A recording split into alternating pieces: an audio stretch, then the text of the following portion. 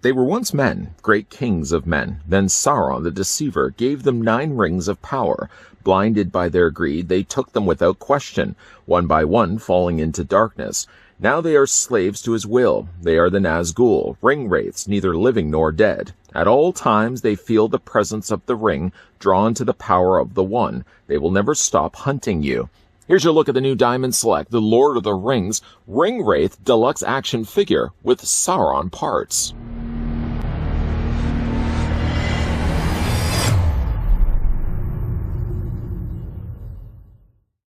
This deluxe action figure of the Nazgul is based on his appearance in Lord of the Rings, The Fellowship of the Ring. It features approximately 16 points of articulation and character-specific accessories. It also includes a part to build Sauron. Collect the first 6 figures to assemble the 13-inch tall figure.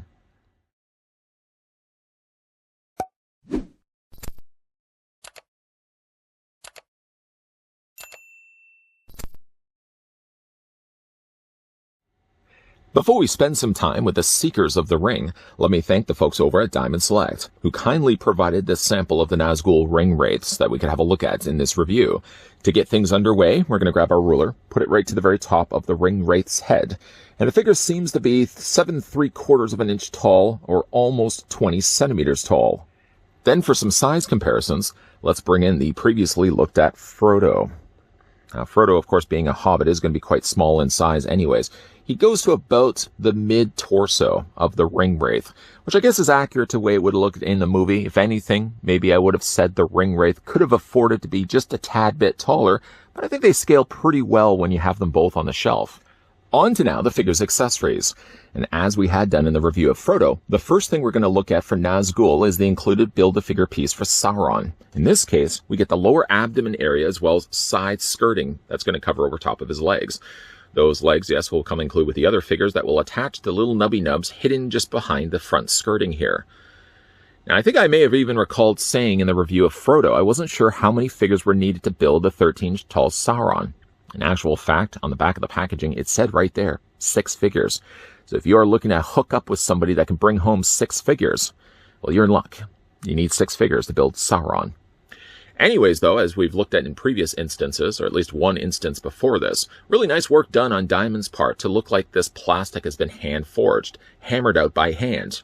You can see the detail work on just this alone. Some really nice use of dark gunmetal gray with a nice dry brushing of silver over top of it. We have made small progress, at least in the fact that we at least have one piece that we can attach this to. I'm glad at least these 2 figures have joining pieces. There's nothing more frustrating than maybe if this figure had come included with one leg, and I would be able to do nothing in this review.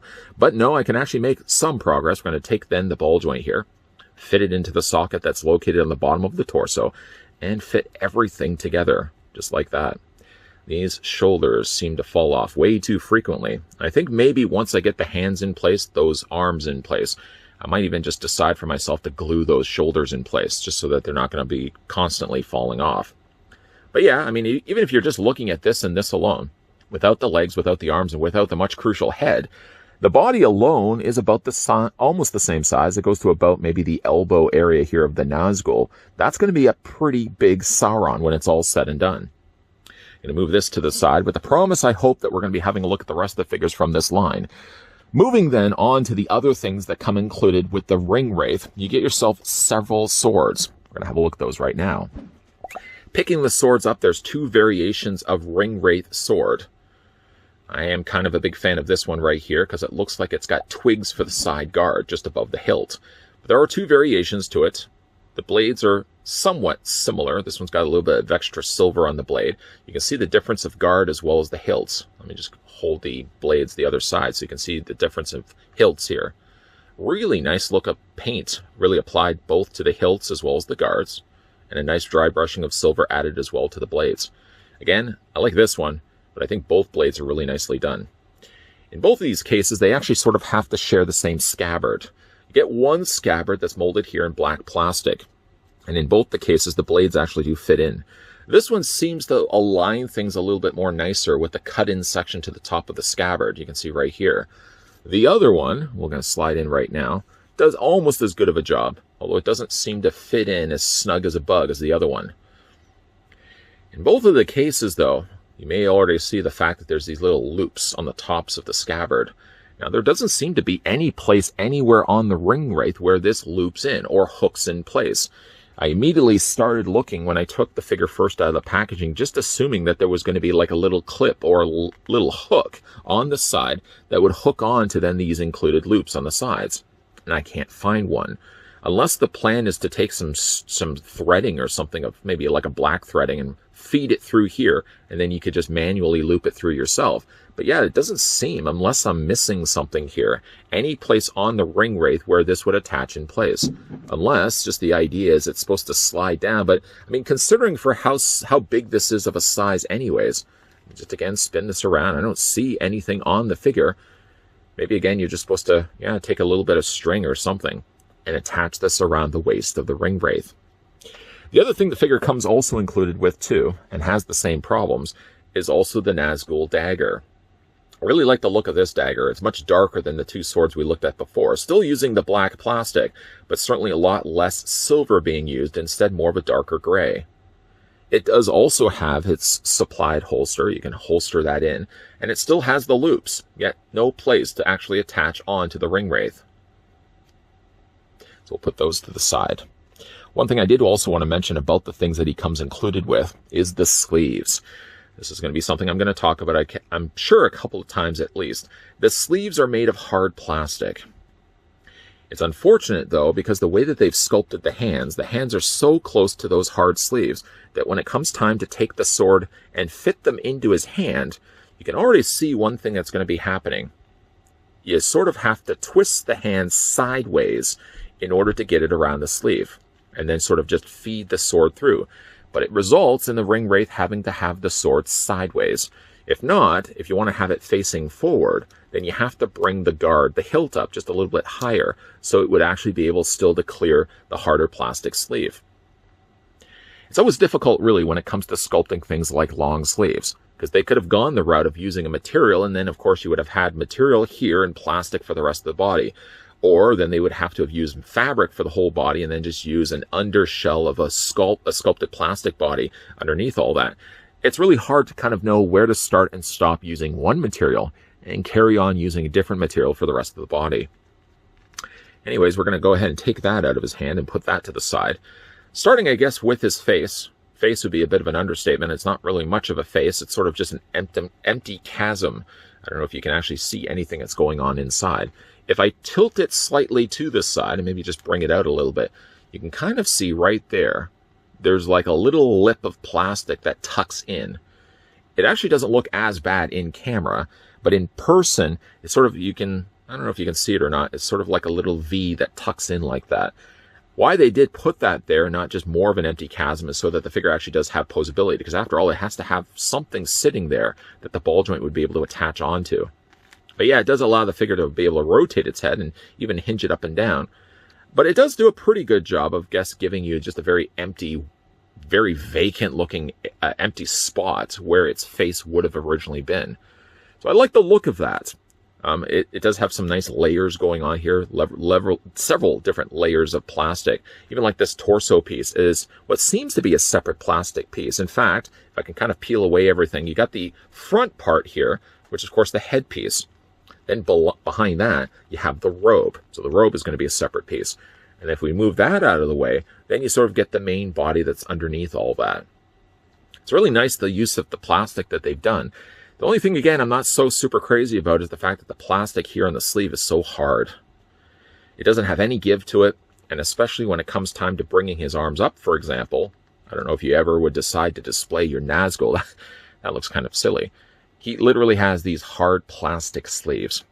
It's not so bad if you have the arms facing forward like this, or even if you have them just down in a default position. But if you have them straight up, then already you're being reminded that they're using plastic sleeves instead of using material.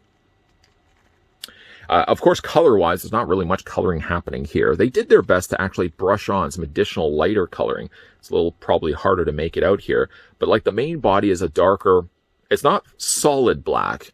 In fact, when you're looking at this section of his robe, where the opening of the cloak is, it's a little lighter of a color than this color of black that they've used here. But in addition to that, they've also dry brushed some additional paint onto it. It's very light, it's very subtle, but at least it helps to bring a little bit of extra highlights to an otherwise all-black character. Then, of course, when we get down to his lower legs, one other thing that we can kind of peel away. I feel like I'm peeling away the layers of an onion. Underneath all that, you can see like his armored legs here. Some nice, really nice detailing done to the legs themselves. It's really a shame just by the design makeup of the way that the Nazgul looks, that as a figure, you sort of have to lose a little bit of something where you're not able to see all the nice sculpting that they put into the figure. It's not really until you start peeling things away, like an onion, that you get the chance to really be able to see the work that Diamond Select did sculpt into the things like his legs, for example. Some really nice additional silver work.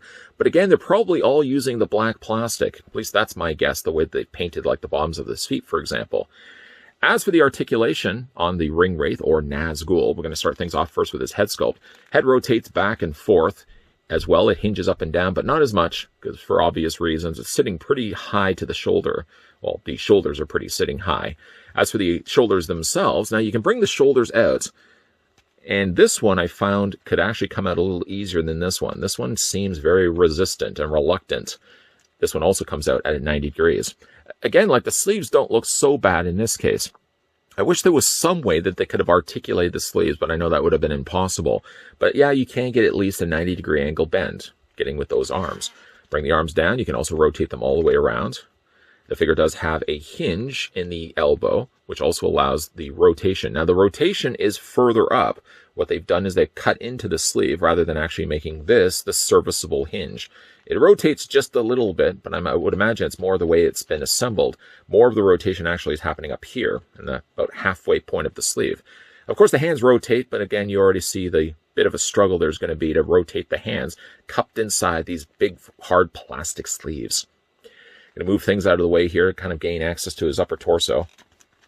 Upper torso is on a ball joint, so you can rotate that all the way around. And then again, to gain access to the legs, we kind of have to move the skirting out of the way. The legs split out, and at least they did cut the sides of the robe, so you will actually be able to do a full splits. Not that you probably will want to do that with an Nazgul, but at least you can do a splits with his legs. Legs go forward also as well. And about halfway up the leg, concealed nicely in with the sculpt, all these little seashell shapes. There's actually a cut right there that allows the leg to swivel. There is also a double bend on the knee. And then further down from that, there's also a bend in the foot. Not only can you move it back and forth this way, these very long, pointy shoes, but also he does have a bend happening this way as well. It's a difficult thing with a character like the Ring Wraith, deciding what, again, material you really do want to use. You could either go the route of using plastic, which is, in this case, what Diamond Select did do for their Ring Wraith. Going plastic sure works for the whole body, but then difficult it comes when it comes to the sleeves. Because again, like the sleeves don't have any natural draping to them. They drape them, sculpted in at least the drape. But when it comes to bringing the arms forward, or when it comes to putting the swords into his hand, short of actually turning the hands, you really can't get the full hilt slid into his hand because of the hard plastic sleeve that's just below it. Always loved the look of the Nazguls, or Ring Wraiths from the Lord of the Rings. The idea that these things, these creatures were coming towards you, and they had these empty spaces where their faces once were, I always thought was an intriguing thing. They were terrifying things to see on screen. Diamond has done a good job of recreating the looks of the Nazguls. The Nazgul, really, by its characteristics, is a difficult thing to translate to plastic. Because of the nature of the material, well, in the material in the movie, everything has to drape down on the Nazguls. It has to hang off from its sleeves. How do you replicate that as a figure? Well, in this case, they decided to go plastic. Now, it's difficult because, as a resulting of that, Nazgul has some difficulty holding the swords in his hands. Because of the length of the hilts already, you either have to have the hands facing sideways to get the hilt all the way in, or if you'll have them facing forward, like I've got here in Final Looks, then you can only put a bit of the hilt actually into his hands.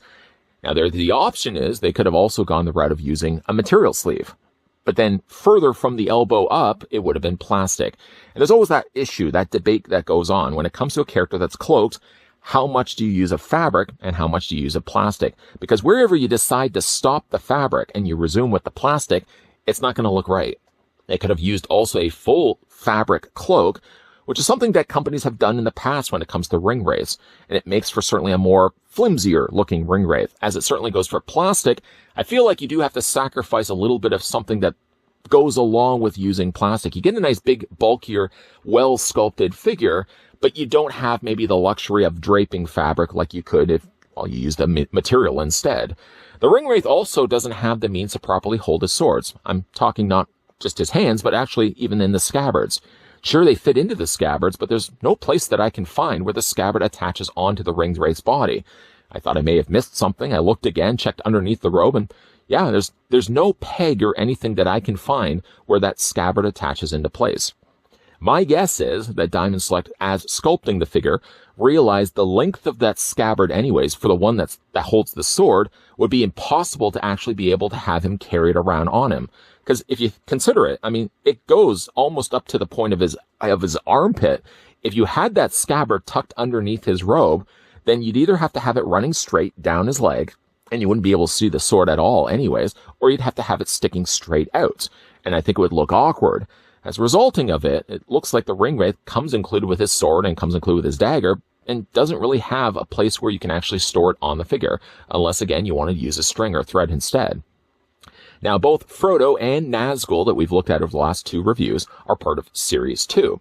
It looks like I'm probably going to have to go back and track down Series 1, because I'm thinking that I probably need those parts to finish off the rest of Sauron. Of course, there is also Gimli and Legolas. Were they part of Series 1? I'm going to have to now do a little bit of researching into that. But yeah, I am very interested to see what a finished 13-inch tall Sauron is going to look like. And in order to do that, you need yourself 6 figures. Again, if somebody is asking you, does he bring home 6 figures? He does, yeah, but it's not what you think it is. A big thank you, though, to the folks over at Diamond Select, who did, in fact, provide 2 of the 6 figures, both the Frodo that we looked at in the earlier review and the Nazgul that we had to look at in this review. Big thank you to them. For your video question for today, of the Lord of the Rings films that are around, and you know what, we'll also include the Hobbit films, why not? Of the films of both The Hobbit and Lord of the Rings, which one was your favorite? Let me know down below in the comments section. And hey, now, if you are new to this channel, you're enjoying the content you're seeing, make sure you hit that subscribe button down below. Turn on the bell notification. So yes, you're getting those friendly reminders whenever new videos are going to be popping up. And make sure, yes, you're keeping your peepers peeled, because even though we have wrapped up things here for the Nazgul, there's definitely going to be a lot more Diamond Select reviews coming your way in the not so distant future. As always, guys, thanks for watching. See you guys next time.